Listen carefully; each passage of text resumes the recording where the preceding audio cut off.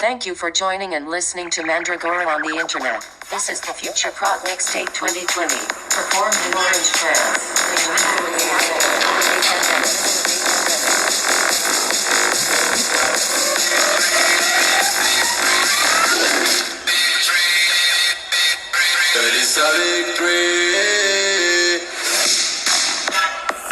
¿Y qué es un sueño? ¿Qué es la realidad? ¿Qué es el pasado? ¿Qué es el futuro? ¿Qué soy yo? ¿A qué vine a esta tierra? ¿Qué es esta dimensión? ¿Hay una salida de esta percepción tridimensional? Esto y mucho más en una entrega de Disparador Cósmico. El secreto final de los Illuminati por Robert Anton Wilson. Producido, grabado por Radio Totonaca, el poder de los tres corazones. Jueves 21 de enero del año 2021, siendo las 10:12 de la mañana. Nos adentramos a un túnel de realidad que contiene todas las realidades.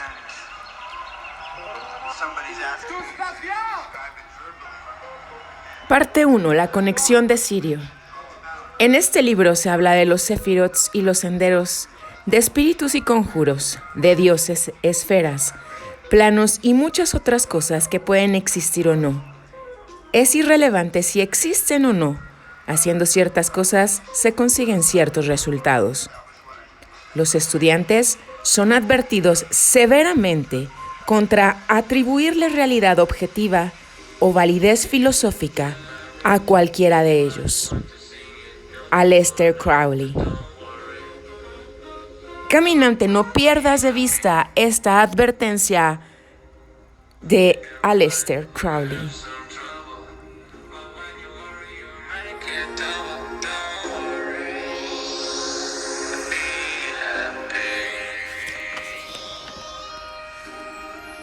Bienvenidos a la conexión de Sirio.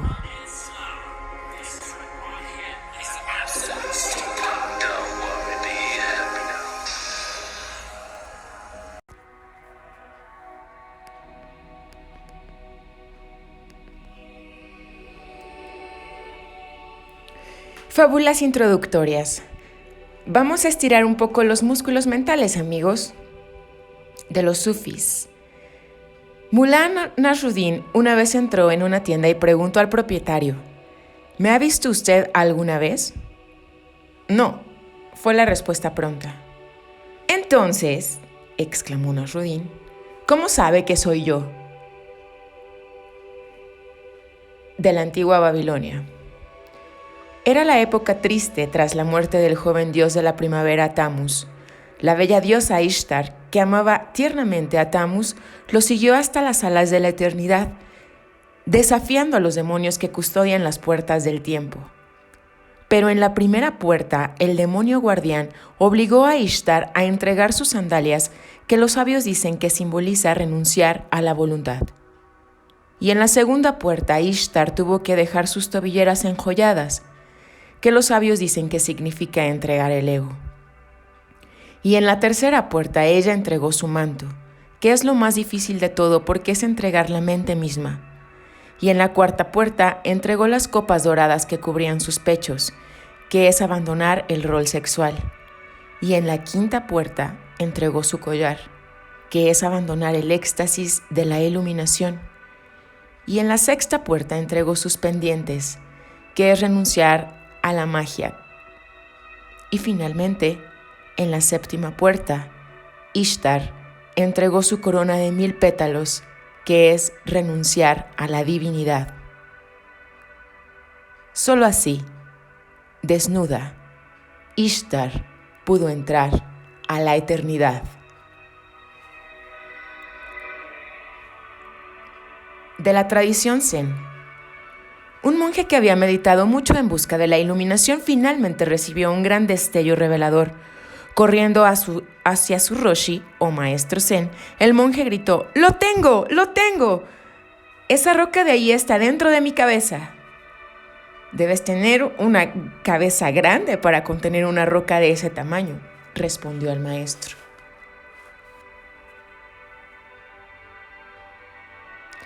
La puerta a la capilla peligrosa. Nací en una familia irlandesa católica de clase obrera en Brooklyn durante el periodo más brutal de la Gran Depresión. De niño no recuerdo haber tenido ninguna habilidad psíquica insólita ni haber vivido experiencias extrañas. El único evento religioso de mi niñez, mi primera comunión, fue un fracaso total. No experimenté el éxtasis y el contacto con Dios que las monjas me habían prometido. A los 14 me hice ateo y en la universidad me especialicé originalmente en ingeniería eléctrica, cambiándome más adelante a matemáticas cuando me di cuenta de que mi temperamento básico era más bien analítico que práctico. Durante mis 20s me sometí a 3 formas de psicoterapia con el fin de aclarar los conflictos restantes entre mi hedonismo ateo y el adoctrinamiento católico de mi infancia. Una vez, a la edad de 18 años, tuve la experiencia extraña de estar despegado del tiempo, como Billy Pilgrim en Matadero 5 de Vonnegut. A los 24 tuve una especie de satori espontáneo, un repentino despertar a la divinidad inmanente de todas las cosas. Consideré ambas experiencias como alucinatorias y estaba tan avergonzado de ellas que nunca se las conté a ninguno de mis 3 psicoterapeutas. Luego, en 1962, a la edad de 30 años, comencé a experimentar con las drogas psicoactivas. Esta área es apenas menos polémica que las centrales nucleares, por decirlo suavemente. Pero recordemos que hay 3 escuelas de pensamiento científico sobre esos productos químicos. 1. Algunos consideran a estas pociones como psicotomiméticas, es decir, que el estado alterado de conciencia que producen es considerado una imitación mímica de la psicosis. 2. Algunas las consideran alucinógenas, es decir, que el nuevo estado mental creado por la ingestión es considerado una experiencia alucinatoria pero no una psicosis. 3.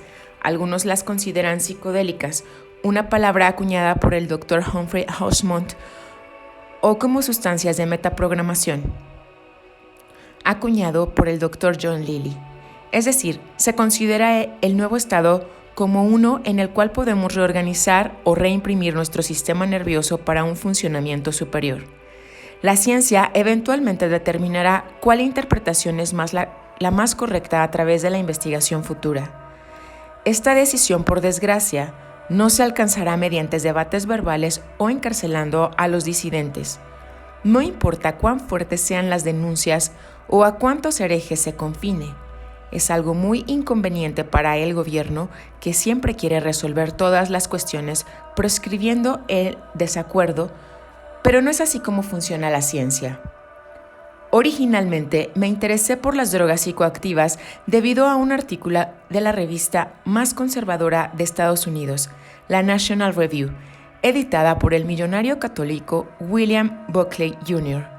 Más tarde, por supuesto, Buckley y su revista atacarían los experimentos con drogas con furia neoinquisitorial, pero allá, a comienzos de la inocente década de los 60, ingenuamente imprimieron un artículo escrito por el historiador conservador Russell Kirk, reseñando el libro de Aldous Huxley, Las puertas de la percepción, en el que Huxley retrataba cómo había trascendido el tiempo, el espacio y experimentado el cielo. Huxley lo hizo bajo la influencia de la mescalina, un fármaco derivado del cactus sagrado llamado peyote.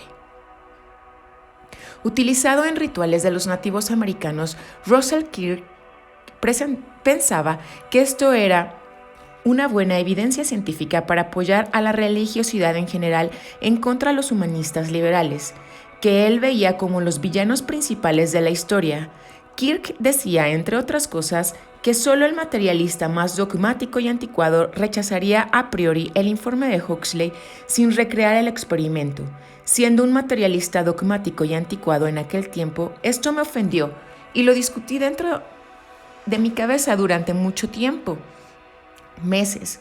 Parecía que como materialista tenía que aceptar un aspecto del libro de Huxley que Kirk no había notado, la fuerte inferencia que la naturaleza de la conciencia es química y que cambia mediante métodos químicos. Era provocativo.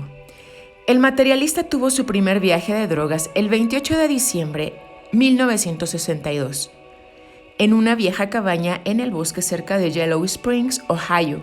Junto a mi esposa Arlene y a nuestros 4 pequeños, alquilé una cabaña a la Universidad de Antioch por $30 al mes y tenía un acre de tierra para cultivar alimentos y 30 acres de bosques donde buscar el misterio. La agricultura nos mantenía solo en parte. Yo trabajaba como asistente de gerente de ventas para un negocio microscópico, la empresa Antioch Bookplate en Yellow Springs, pero habíamos hallado, pensábamos, una vía de escape a la colmena urbana regimentada sin morirnos de hambre. Antes de comer el primer botón de peyote, el materialista preguntó su proveedor, un músico negro de jazz, ¿esta cosa puede ser peligrosa? No jodas, dijo. Los indios la han comido durante cada luna llena hasta desde hace miles de años. Oh, si es así, dijo el materialista, recordando también la brillante descripción de Huxley de su primer viaje. Rápidamente comí 7 botones y durante las siguientes 12 horas realicé un tour improvisado e incoherente a través del vestíbulo de la Capilla Peligrosa, una experiencia de lo más educativa y trascendental.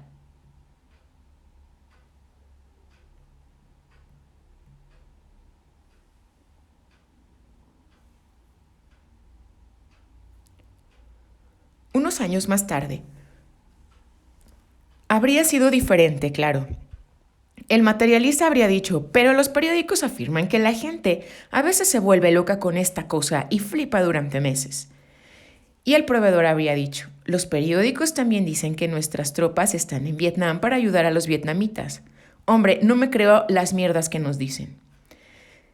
Siendo de carácter experimental y curioso, hubiera seguido adelante de todos modos, pero con muchas dudas que fácilmente podrían haberse convertido en ansiedad o pánico absoluto. Más tarde vimos que a otros les pasaba exactamente eso. Después de que la prensa realmente metiera leña al fuego de esta historia e incrementara la histeria. Pero por entonces el materialista simplemente sufrió la ilusión habitual del primer viaje. Pensó que había renacido. Después de todo, tenía a Russell Kirk en la National Review, los sabios certificados del conservadurismo santificado de su lado. En las semanas siguientes, cuando se hizo tristemente evidente que no había renacido completamente y que muchos programas neuróticos, depresivos y egoístas seguían en mi ordenador central, me sentí un poco desilusionado, pero el viaje había sido muy interesante y extático. Como la señora de España en el poema, volví a probar otra vez, y otra vez, y una, y otra vez. Para mediados de 1963, había registrado 40 viajes al espacio interior y era obvio que el peyote era, en efecto, una sustancia mágica, como afirmaban los indios, pero hay que ser un chamán para saber cómo utilizarlo de forma provechosa. No nos ponemos a hacer énfasis sobre estos 40 viajes de peyote en prosa Technicolor. Ya hubo más que suficiente literatura de este tipo en la década de 1960.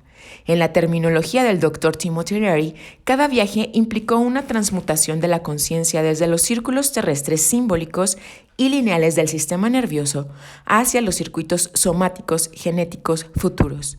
El materialista aprendió a experimentar el éxtasis y la bienaventuranza, a trascender el tiempo. En cada viaje, el cuerpo fue resucitado. Osiris se levantó de su tumba. Era piadosa y eterno por un rato. Cada vez el efecto yo-yo, como lo llamaba el doctor Richard Alpert, ocurría más o menos en el periodo de un día. Bajaba otra vez.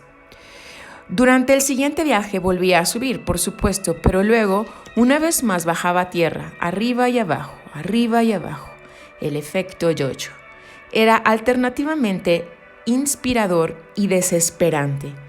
pero lenta y sutilmente, estaba empezando a suceder un cambio en mi mente. Mis funciones neurológicas, diría el Dr. Leary. El materialista con frecuencia tenía la alucinación de comunicarse telepáticamente con las plantas, tanto cuando volaba en alas del peyote como cuando estaba sobrio. Alucinación era el juicio de su mente racional formada por estudios de ingeniería. Parecía real cada vez que sucedía, pero el materialista sabía demasiado como para tomarlo en serio, y continuó sabiendo demasiado hasta que a fines de los años 60, la investigación de Cliff Baxter con polígrafos sacó a la luz evidencias de que esa telepatía humano-planta podría estar ocurriendo todo el tiempo, generalmente más allá de la atención consciente del ser humano participante. Varias veces el materialista contactó con una energía o una inteligencia que parecía merecer la descripción de sobrehumana.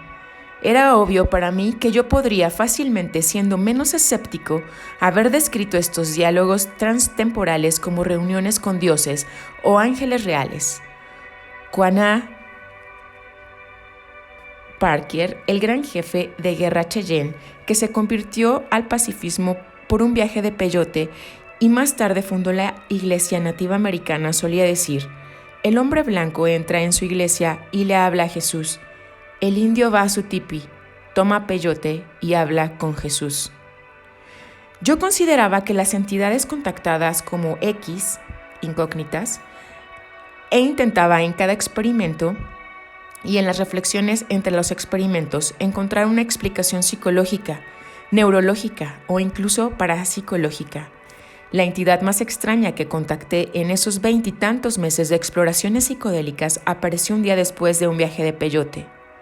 Mientras estaba desmalezando el jardín y un movimiento en el campo de maíz adyacente me llamó la atención. Miré en esa dirección y vi a un hombre de piel verde verrugosa y ojeras puntiagudas bailando. El escéptico lo observó durante casi un minuto, en trance, y luego desapareció. Fue solo una alucinación, pero no pude olvidarlo.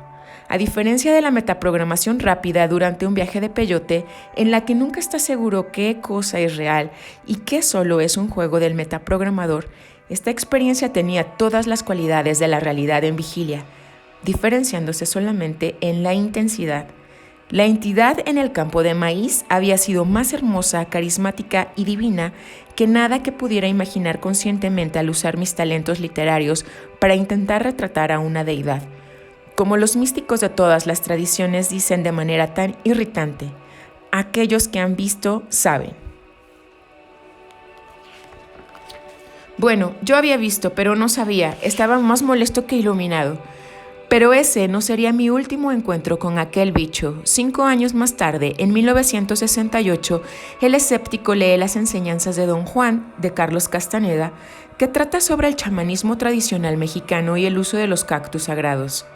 Castaneda, antropólogo, vio al mismo verde hombre varias veces y Don Juan Matus, el chamán, le dijo que su nombre era Mezcalito. Era el espíritu del alma del peyote. Pero el materialista no había visto antes de leer su descripción. El materialista lo había visto antes de leer su descripción. Eso era lo más difícil de entender para el materialista. Una explicación bastante plausible es que Mezcalito es un arquetipo del inconsciente colectivo en el sentido junguiano. Ha sido descrito por muchos otros además de Castaneda, y siempre tiene la misma piel verde verrugosa y a menudo está bailando. Sin embargo, debemos atrevernos a considerar que Mezcalito sea solo lo que los chamanes, que le conocen mejor, siempre dicen que es uno de los espíritus de la vegetación. ¿Es una idea demasiado tonta para las personas sofisticadas como nosotros? Paracelso, el fundador de la medicina moderna, creía en esos espíritus y afirmaba tener trato frecuente con ellos. También el poeta alemán Goethe y el pionero de la agricultura orgánica Rudolf Steiner, las ideas de Goethe y de Steiner, rechazadas en otras épocas por ser demasiado místicas, actualmente están siendo seriamente reconsideradas por muchos ecologistas. O consideremos a Gustav Fechner, el creador de la psicología científica y de la medición psicológica. Fechner perdió la vista y luego la recuperó. tras lo cual afirmó que con su nueva visión veía muchas cosas que la gente normal no podía ver, incluyendo auras en los seres humanos y otras criaturas vivientes, y espíritus de la vegetación como Mescalito. George Washington Carver también afirmó tener un vínculo con los espíritus de la vegetación, lo mismo que el gran Luther Burbank. Thomas Edison estaba tan convencido de su existencia literal que pasó muchos años intentando desarrollar el proceso fotográfico que los haría visibles. Marcel Vogel, cuya corporación Vogel Luminescence ha desarrollado el color rojo usado en los lápices de colores fluorescentes y los colores psicodélicos populares en los postres de los años 60, ha estado estudiando la conciencia de las plantas y la telepatía vegetal desde hace 10 años. En un experimento, Vogel y un grupo de psicólogos trató de concentrarse en imaginería sexual mientras que una planta estaba conectada a un polígrafo para revelar las respuestas electroquímicas, ¿emocionales acaso?, a sus pensamientos. La planta respondió con el típico patrón de polígrafo de la excitación. Vogel especula que al hablar de sexo podría suscitar en el ambiente algún tipo de energía sexual como el orgón propuesto por el Dr. Wilhelm Reich. Si esto es cierto, los antiguos ritos de fertilidad en los cuales los seres humanos tenían relaciones sexuales en campos recién sembrados podrían haber estimulado la fertilidad de los cultivos y los chamanes no serían tan ingenuos como nos gusta pensar. Mescalito podría ser tanto un arquetipo del inconsciente colectivo de Jung como una traducción humana de una señal persistente enviada por la inteligencia molecular de la vegetación del mundo. Naturalmente, la capacidad de decodificar tales señales orgónicas o neuroeléctricas sería muy apreciada por los chamanes de las sociedades dependientes de la agricultura.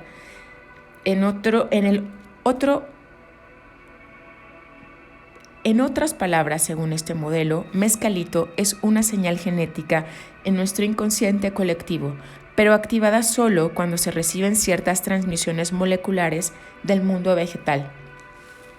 Este tipo de atención selectiva chamánica o percepción especial ha sido repetida en el mundo moderno por el Dr. Vogel, que ha realizado muchas demostraciones públicas en las que lee las señales vegetales de las plantas con precisión. Esto no es más espeluznante que el trance yógico selectivo del habitante estándar de la ciudad, que le permite caminar con indiferencia a través de un ruido increíble: suciedad, caos, miseria, neurosis, violencia, psicosis, violación, robo, injusticia y explotación, escudándose de todo y concentrándose solamente en la repetición robótica de su papel asignado en la economía de la colmena. Uno puede entrenarse para recibir o ignorar una variedad mucho más amplia de señales de lo que cree el individuo neurológicamente inexperto. Un tercer modelo sería que Mescalito y todos sus parientes, las hadas y la gente pequeña, son extraterrestres que se han estado experimentando con nosotros durante miles de años. Esto no necesariamente significa que vengan aquí en naves espaciales. Consideremos las siguientes especulaciones.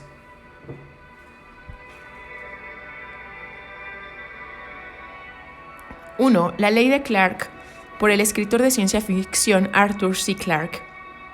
Cualquier tecnología lo suficientemente avanzada es indistinguible de la magia. Imaginemos una tecnología 100 años más adelantada que la nuestra, 1000 años más allá de la nuestra, 1.000.000 de años más allá de la nuestra. Y luego recordemos que muchas estrellas que podrían albergar planetas y civilizaciones son literalmente miles de millones de años más viejos que nuestro Sol. En esta galaxia podría haber razas con tecnologías 10 billones de años más avanzadas que la nuestra.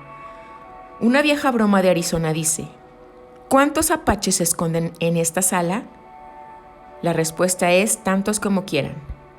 Las tecnologías de la comunicación avanzada serían mucho más útiles que las técnicas de acecho de los apaches. Si Clarke está en lo cierto, incluso a un nivel materialista, la única respuesta a cuántas civilizaciones avanzadas están monitoreando los acontecimientos en esta sala debería ser tantos como quieran. 2. Corolario de Wilson a la ley de Clarke por Robert Anton Wilson. Cualquier forma de parapsicología lo suficientemente avanzada es aún más indistinguible que la magia. Consideremos el lento avance de la parapsicología a pesar de su arraigada oposición durante los últimos 70 años. Proyectémosla a 100 años hacia el futuro. 1000 años. 1.000.000 de años. E imaginemos que en esta galaxia podría haber razas 10 billones de años por delante de nosotros en esta área. Extraterrestres con avanzado conocimiento psiónico podrían haber estado experimentando con nosotros y o ayudando a nuestra evolución y o jugando juegos ontológicos con nosotros durante millones de años, proyectando cualquier forma que desearan desde Mezcalito al Señor Dios Jehová, sin tener que abandonar sus planetas. Si un vendedor de Virginia Occidental y un estudiante universitario en Washington, D.C. pueden compartir la misma alucinación de la abducción ovni a un planeta llamado Lánulos, donde todo el mundo va desnudo, entonces tal vez haya una emisora interestelar que transmite este tipo de drama educativo. Tal vez.